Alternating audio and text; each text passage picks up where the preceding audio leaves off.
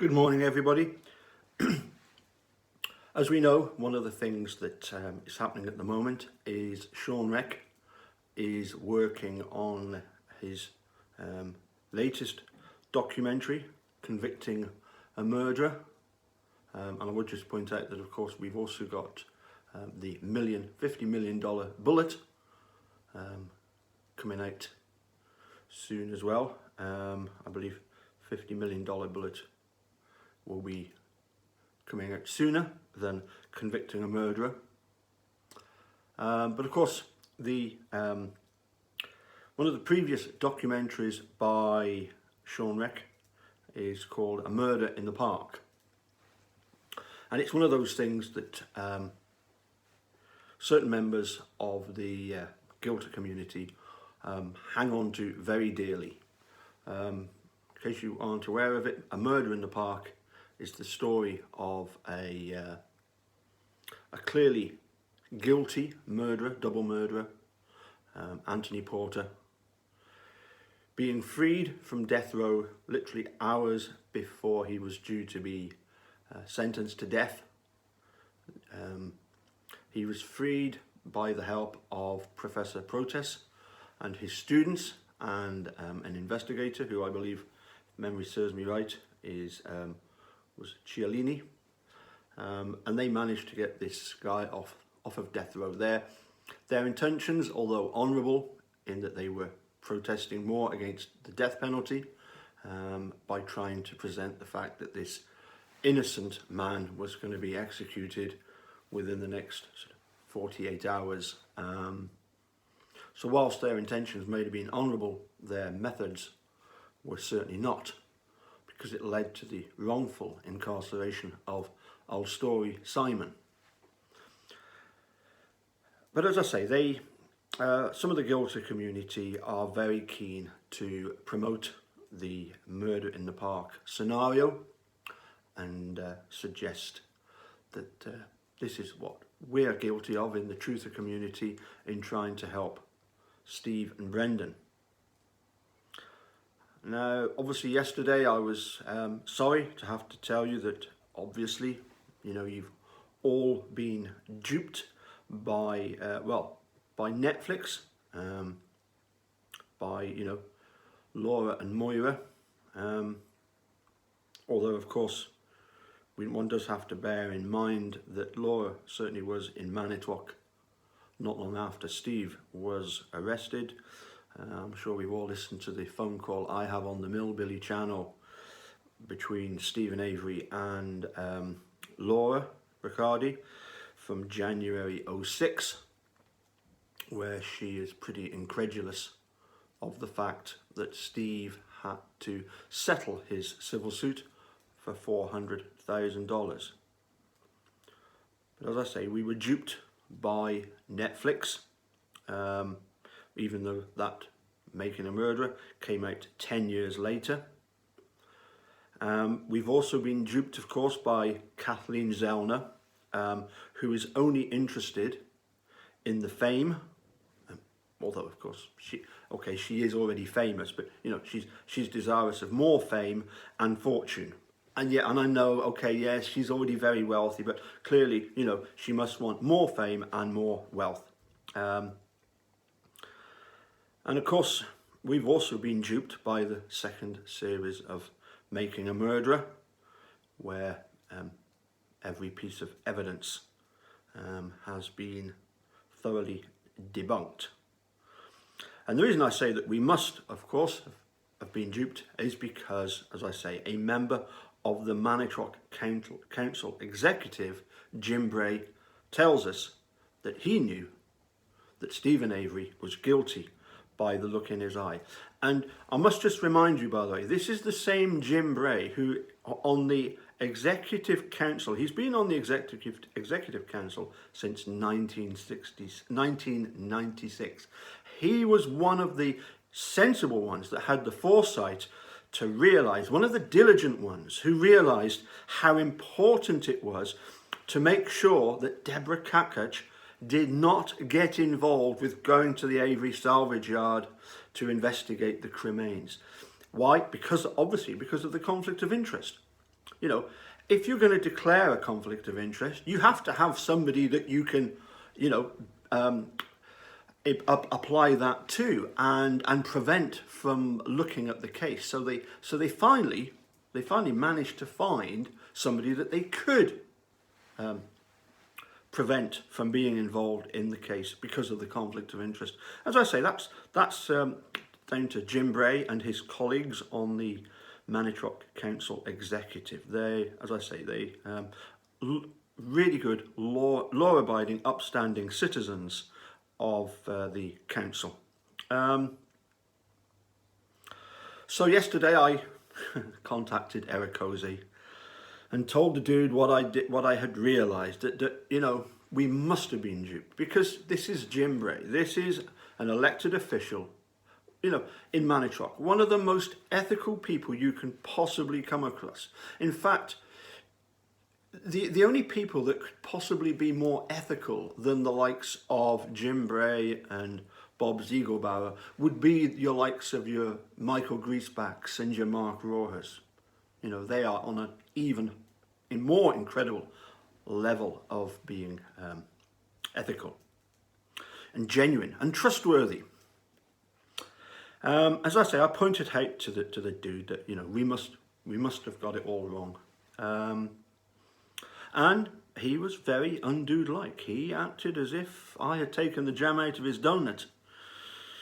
I think we're going to have to send Walter to have a word with him. But then he said, well, okay, you've gone by this assertion that Jim Bray has come up with, and that has convinced you because it's just this fantastic piece of evidence. He said, but have you actually read the article? You know, why not dig a little deeper? You know, as somebody once put it, why not just scrape the top layer of manure off and go a little further? Okay, so let's have a read of the article then. Let's see what it's all about.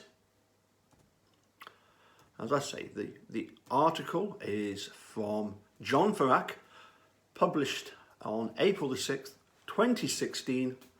Headline: Politician Stephen Avery's eyes prove he's guilty. And of course, I'm reminded, of course, of some photographs that they show, some footage of Stephen and Brendan up at Crivets looking into one another's eyes. They must have been, you know, discussing through their eyes what they had done and what they'd seen, you know. The eye is very, very important. Okay, so let's go down. Oh, and there's a big picture of Jim Bray with his eyes. Anyway, let's move on down.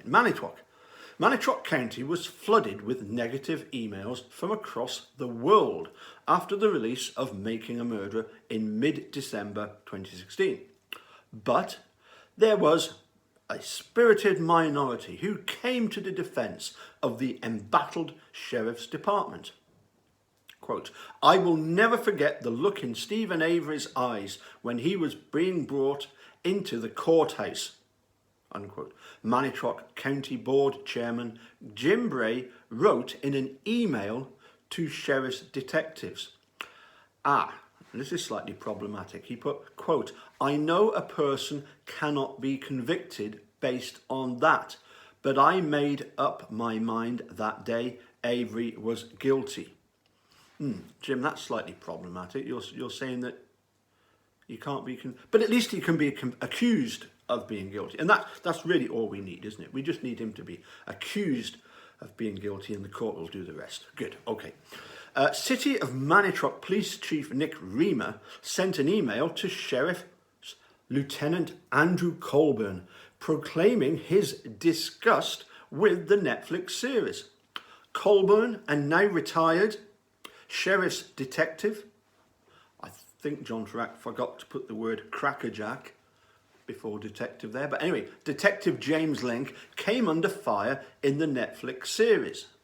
The show revisited the possibility that Link and Colburn ensured Avery's arrest and conviction in the death of Teresa Halbach by fabricating evidence in the disappearance of Teresa Halbach, a freelance photographer who was a regular visitor to the Avery salvage yard. Lenk and Colburn both denied planting evidence during their trial testimony. The jury from Manitowoc County found Avery guilty of murdering Holbach, and he received a life sentence. His teenage nephew, Brendan Dassey, was also found guilty of homicide in Holbach's death. The emails from Bray and Reamer were recently turned over to the US Today Network, Wisconsin, to comply with a public records request.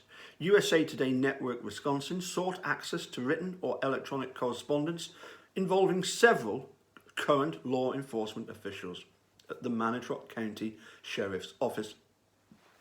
Excuse me. The Sheriff's Office has received hundreds of emails and voice messages from people all over the world.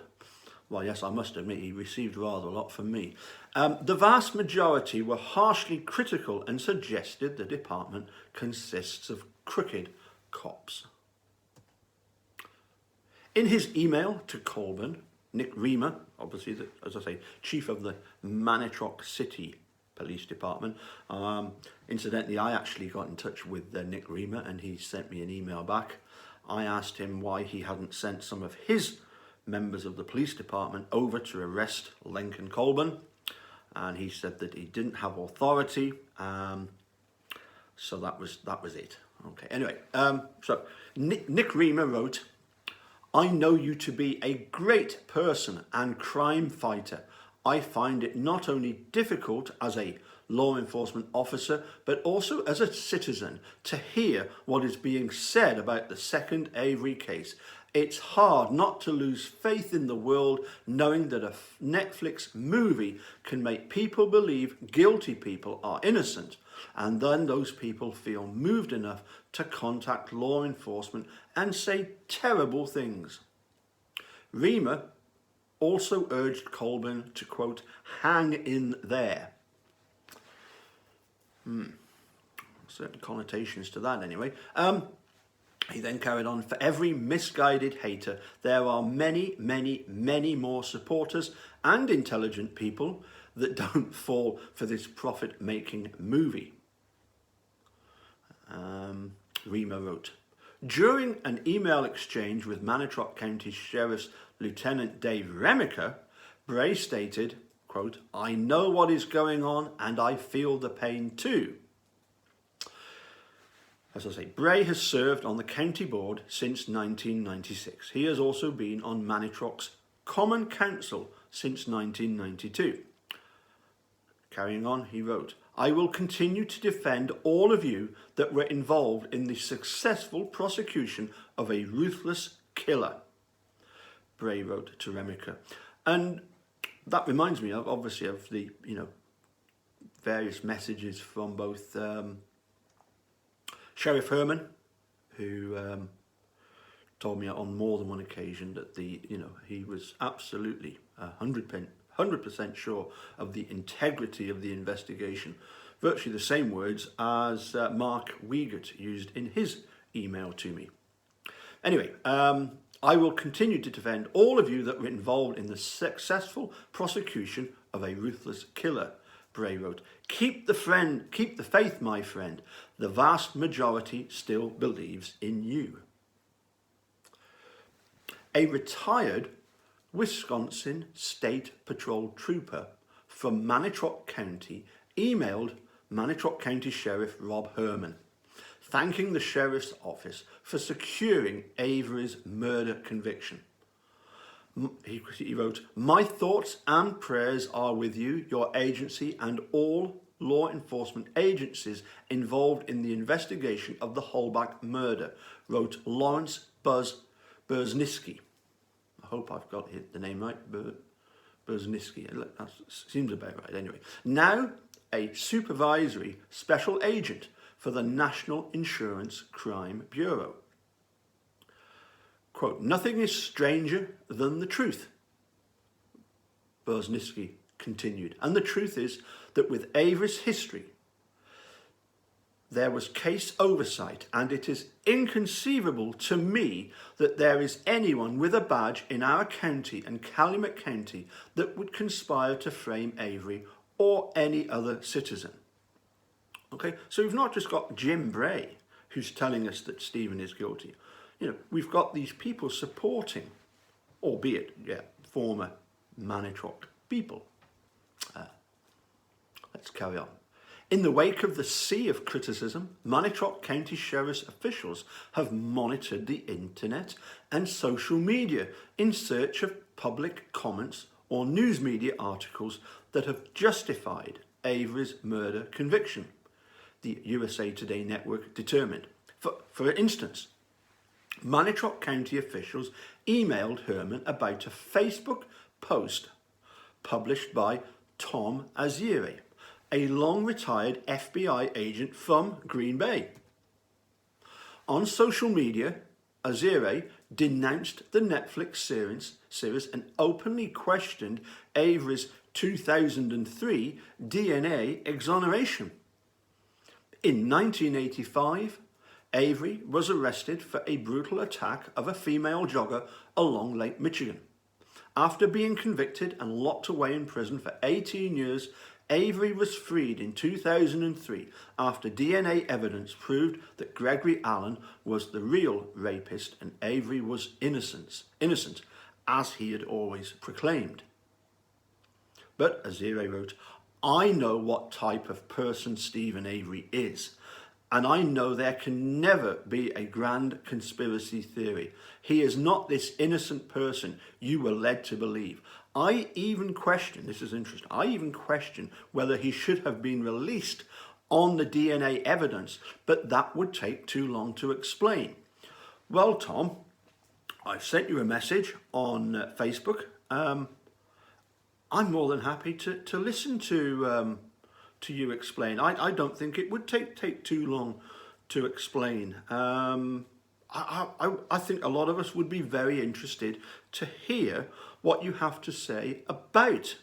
I mean, I've checked your Facebook page. I don't see any mention of you talking about this, so I don't know quite where you've posted this on Facebook. Maybe some other posts somewhere else. Anyway, I've just sent you a nice little request. You know, would you care to expand further on what you wrote? Now, next up, Molly Duane also wrote to the sheriff, entitling her email, "Thank you." Duane said she was an acquaintance of former Manitowoc County District Attorney Mark Roher, who is now a Manitowoc Circuit Court judge. Back in 2005, Roher was one of about 35 people, mostly county employees, who were deposed in Avery's $36 million wrongful conviction lawsuit against Manitowoc County. She wrote, I am outraged by the hysteria created by the Netflix documentary over convicted killers Avery and Dassey, Duane wrote to Sheriff Herman. It is outstanding how many people fail to use any critical thinking skills. Well, you know, Molly, Duane, that's why we've got people like Jim Bray that can explain to us exactly why Stephen Avery is guilty. As he explained, it's by the look in his eyes. I'm convinced. I'm convinced. You know that Jim Bray, as I say, he's an electric Manitowoc official. They are the most honest of the honest people you can possibly come across. There is no way he would be telling us a load of baloney, is there? Anyway, so Duane stated that she knew most of the people associated with the Avery investigation and prosecution. She wrote, the officers involved are people I know to be ethical, honest people. See what I said? If they're Manitowoc, they are ethical, honest people. Duane wrote, suggesting they would deliberately sabotage a homicide investigation is ludicrous. So let me read that again. Suggesting, in terms of the officers, suggesting they would deliberately sabotage a homicide investigation is ludicrous. In other words, it was not sabotaged to point towards Stephen. Duane also said she doubted the sheriff had received very many positive comments since the Netflix series aired. Let's hope the uninformed people, incapable of critical thinking, find a new conspiracy theory soon. Well, you know, as I say, it's taken me a while to apply my critical thinking, but you know, after 4 years and suddenly realising what Jim Spray is saying in this article, Stephen Avery must be guilty because of the look in his eyes. She stated, "Thank you for all that you and your staff do." Elsewhere, Randy Sidgley of Colorado emailed Herman thanking him for a, quote, "job well done." He carried on, "I am sure you receive a lot of emotionally charged emails after the Netflix broadcast. Keep your heads up," Sidgley wrote. Interesting, isn't it? That's Colorado. That's the first mention of somebody outside of Manitowoc. It makes one think, using this critical thinking, if people are so moved to contact Sheriff Herman with this kind of support, are these the type of people who would wish to contact truthers via email, video, comments, and express their opinions? One wonders. Anyway, let's carry on.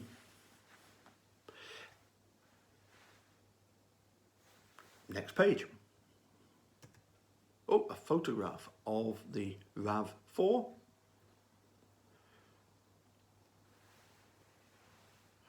Teresa Halbach's car was found on the Avery property after she was reported missing. Stephen Avery's brother questions how it got there. I think a lot of people have questioned how it got there, but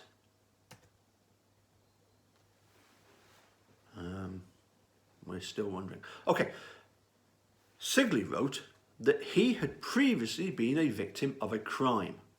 Quote, "So I view the outpouring for Avery with horror. Stand strong.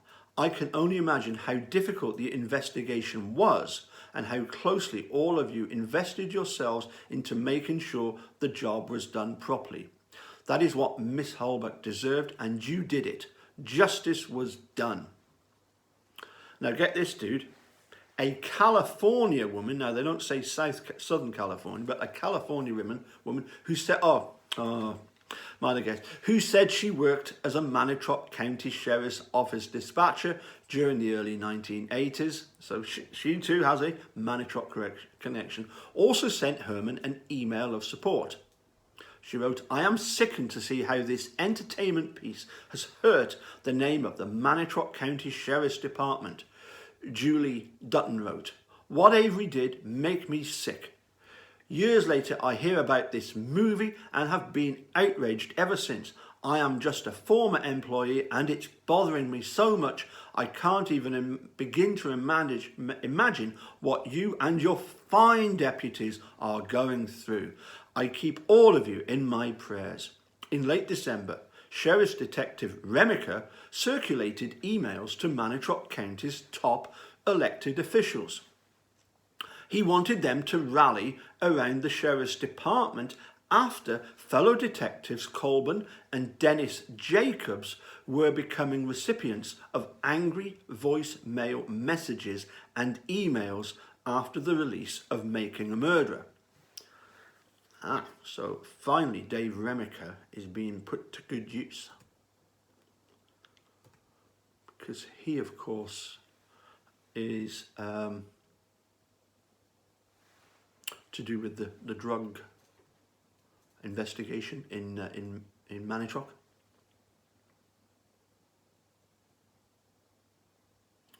There's a photograph of Dave Remiker, looking somewhat bemused, but that's him. Manitowoc County Sheriff's Department investigator. Again, I don't know why John Track hasn't put the word crackerjack there, like like he did in his book, said he was in Stephen Avery's trailer for about 5 minutes and did not find any sign of Teresa Halbach when investigators first began their probe into Teresa Halbach's disappearance during testimony at Calumet County Courthouse Wednesday, February the 21st, 2007 in Chilton, Wisconsin. Avery is accused, along with his 17-year-old nephew, of killing Teresa Halbach, aged 25, after she went to the family's rural salvage lot to photograph a minivan that they had for sale. Okay, carrying on. This is Remeke. This is the most despicable, unfair and intolerable situation I have ever witnessed, Remeke wrote. This has and will change a lot of the employees that have been targeted by these actions. Oh, here we go. This is what we're looking forward to. A mention of the prize. Although Special Prosecutor Kenneth Rapist Kratz told the news media in early November 2005 that the Manitowoc County Sheriff's Office would not be investigating Avery because of a conflict of interest stemming from the $36 million lawsuit, Remeke was one of a handful of Manitowoc County detectives who continued to remain a regular presence at the Avery salvage yard in hopes of finding evidence to tie Avery to the murder of Halbach. But as I say, you've got to remember that at least they barred Deborah Kakach from going there, so they were able to find somebody to apply the conflict of interest to. You know, you've got to give it to Jim Bray and the county officials, along with Bob Zeigelbauer. He wrote, clearly the story that was portrayed has damaged our reputation and the integrity of these officers for their entire career, Remeke wrote to Bray. He carried on, as one of the lead investigators on that case, I am very proud of what we accomplished and completely disagree with the portrayal that is circulating everywhere. In reality, nothing can change the damage that has been done. It's a pretty helpless feeling. I can tell you there are several here that feel like they have a target on their back. If you do not believe me, take some time to read some of the hundreds of comments online. It's horrible. Remeke also sent an email to Manitowoc County Executive Bob Zeigelbauer indicating, I do not know what my expectations are from individuals that represent our county, but I would hope that there will be some discussions and potentially support given to these professionals that did exactly what they should have done in some very difficult circumstances. A political independent, Zeigelbauer, 64, has been county executive since 2006. Zeigelbauer also served in the State Assembly from 1992 to 2013. So, as I say, if that's 2006, he couldn't have been one of the members of the executive that was applying the conflict of interest on Deborah Kakach. But anyway, let's carry on. After receiving Remeke's letter, the Manitowoc County politician emailed him back a 3-word reply. Again, hang in there. I'll tell you what, this Bob Zeigelbauer, I like him. Master of brevity. Remeke forwarded the county executive's response to fellow sheriff's detective Dennis Jacobs.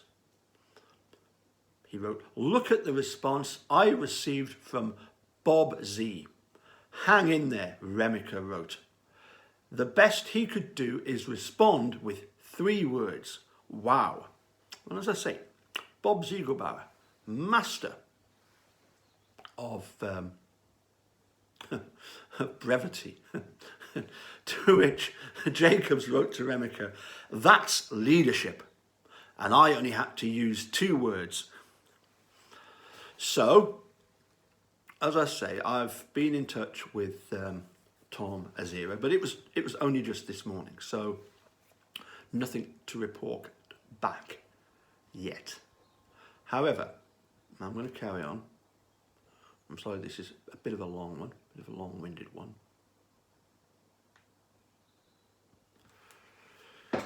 So I wrote to Manitowoc County Executive Bob Zeigelbauer. I put, "Dear Mr. Zeigelbauer, greetings from the Scottish borders. 4 years ago, I first heard about your county from my youngest daughter who was studying journalism in Glasgow. She asked me whether police would deliberately frame an innocent person. Knowing many people involved in the police services, both serving and retired, I assured her that safeguards were in place to prevent that from ever happening. But in the case of Stephen Avery and Brendan Dassey, how wrong could I have been? Here in the UK, in 2003, the disappearance of Holly Wells and Jessica Chapman was baffling police in Soham, Cambridgeshire, until Maxine Carr gave this interview." And I sent her the clip of Maxine Carr referring to the two girls in the past tense, and then the Sky reporter explaining how that then led to the arrest of Maxine Carr and Ian Huntley, because she had slipped up by using the word she said they were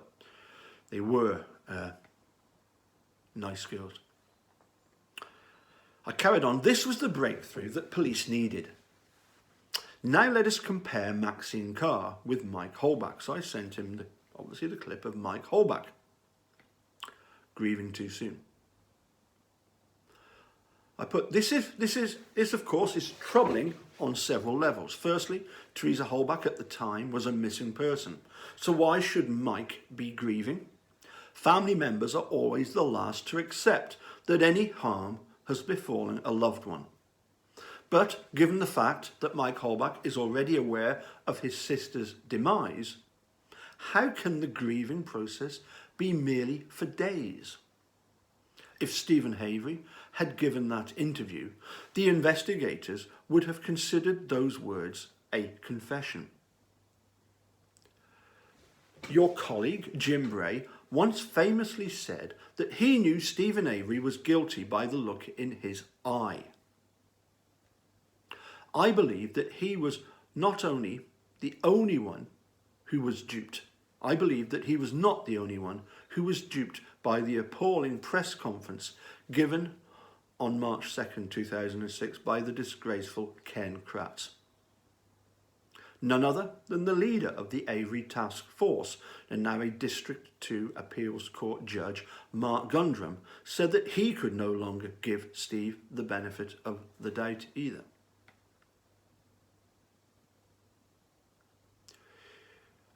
Your thoughts on the above will be greatly received. However, my main question is, how are the citizens of Manitowoc bracing themselves for the inevitable exonerations of Steve and Brendan? As a member of the Truther community, I look forward, and we look forward, to truth and justice for Teresa Holbach, Stephen Avery and Brendan Dassey. As a member of the Truther community, I don't wake up each morning thinking about how I can do my best to undermine the government and law enforcement in Manitowoc. Yours, Paul Capaldi. Automated response. I sent him a photograph of me next to the water tower in Manitowoc. I sent him the video that I did yesterday and the article which mentions Jim Bray and of course himself. And as I say, Bob Zeigelbauer is without doubt the... I also sent him that little cartoon I did of Wisconsin News 03/02/2006, where the newscaster is getting the prompt from the prompter who says, "Lights, camera, fiction." I got a reply from Bob Zeigelbauer. He wrote, "Thanks. Bye for now."